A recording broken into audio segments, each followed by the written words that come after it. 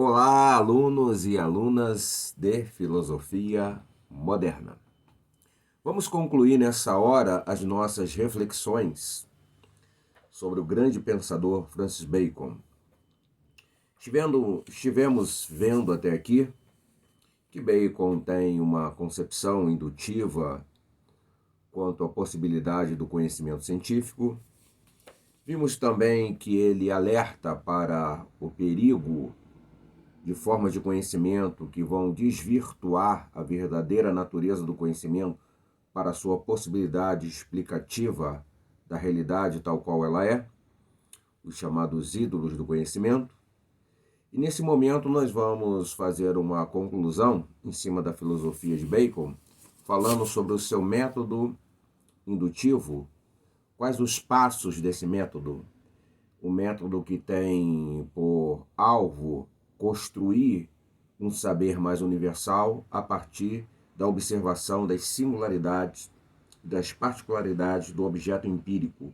Então você tira dessa análise imediatista da coisa em si a possibilidade de criar uma lei que explique aquele objeto como um todo e que possa ser considerada por todos como adequado aquele conhecimento acerca de determinada realidade ou determinado objeto. No método indutivo, Bacon vai propor 4 passos fundamentais para que ele seja constituído. Ele deve ser elaborado a partir desse senso lógico.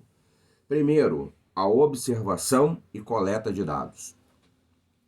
Agora é uma questão de observação. E essa palavra aqui é muito interessante, porque esses intelectuais, eles têm a consciência do mundo conceitual, digamos assim, que antecedeu a eles, dominados pela filosofia escolástica, dominado por uma teoria do conhecimento marcadamente teocêntrica.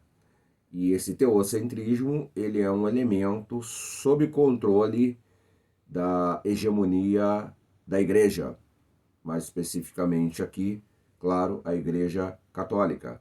Então, ela está no controle do saber no mundo medieval. E eles entendem que esse controle religioso do conhecimento, típico do mundo medieval, está ancorado em uma perspectiva do papel da revelação que vem para a mente humana acerca da definição da verdade das coisas.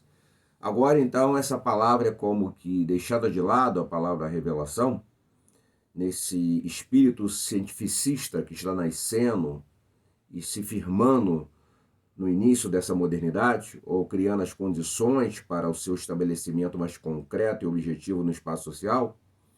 Então, o que ocorre é que agora a palavra revelação não é mais a palavra decisiva. A palavra decisiva é a palavra observação. A inteligência humana deve observar o mundo, olhar o mundo, verificar o mundo. E uma vez que olha esse mundo, verifica esse mundo, se procura a partir dessa observação empírica do que o mundo é, coletar dados para fazer uma interpretação melhor desse mundo e dessa realidade. Então, o primeiro passo está nessa observação criteriosa da inteligência no que diz respeito aos dados da vida natural.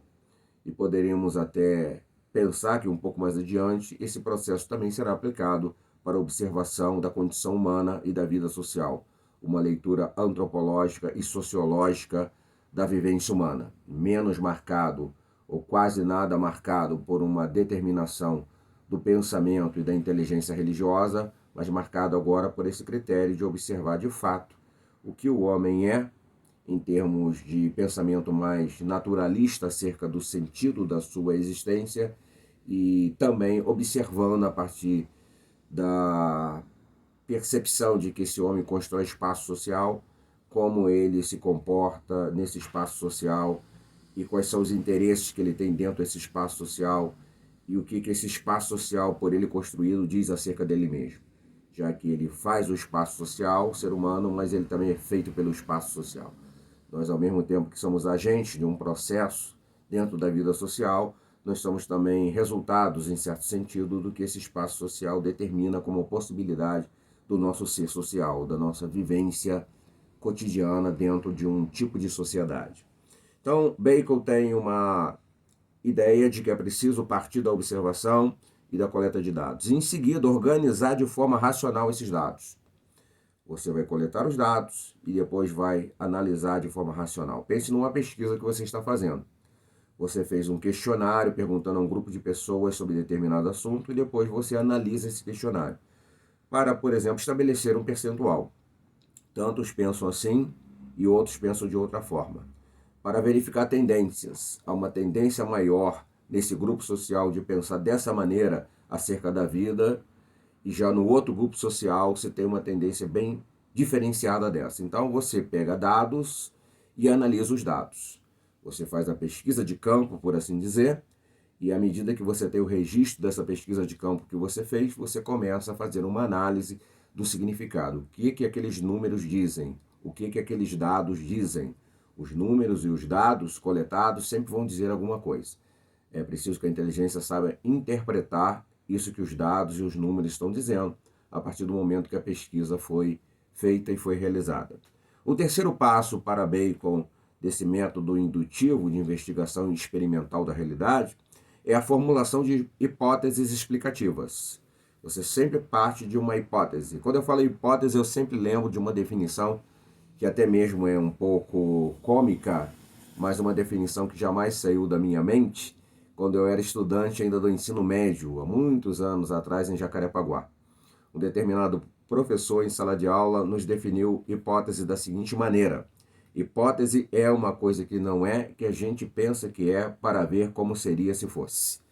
E nós achamos engraçado essa definição, eu e meus amigos, alunos que estávamos em sala de aula, e o professor deu algumas explicações e jamais eu esqueci essa definição de hipótese. Ela é bastante interessante, porque hipótese é alguma coisa que você coloca como uma possibilidade de explicação da realidade, mas você sabe que aquilo ainda não é um saber científico.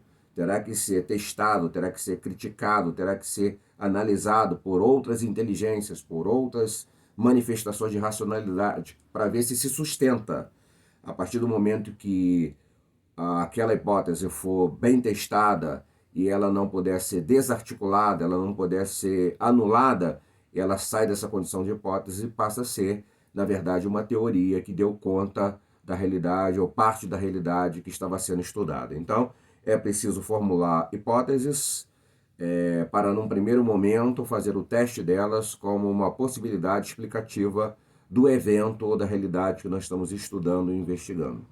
E, finalmente, o Bacon vai dizer que esse método indutivo que ele propõe, a ideia de comprovação da hipótese, como eu já adiantei, mediante experimentações repetidas.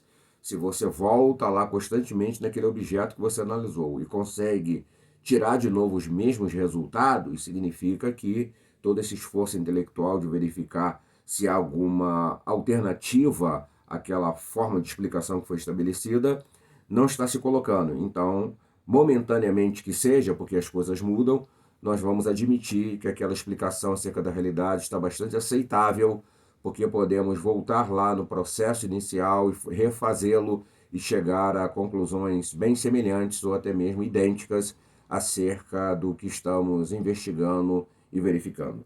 E eu quero ler aqui uma citação do Francis Bacon, encerrando então esse bloco de análise em relação a esse filósofo importante.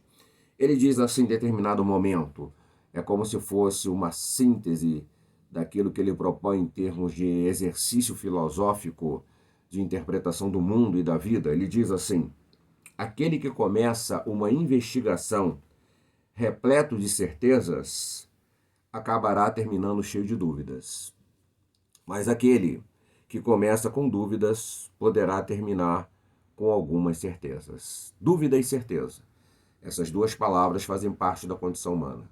Temos dúvidas sobre muitas coisas, que não temos uma definição, não temos uma conclusão que seja para além de qualquer discussão. Então, muitas dúvidas vão nos acompanhar ao longo da vida e tentaremos cada vez melhor compreender as questões onde essas dúvidas estão.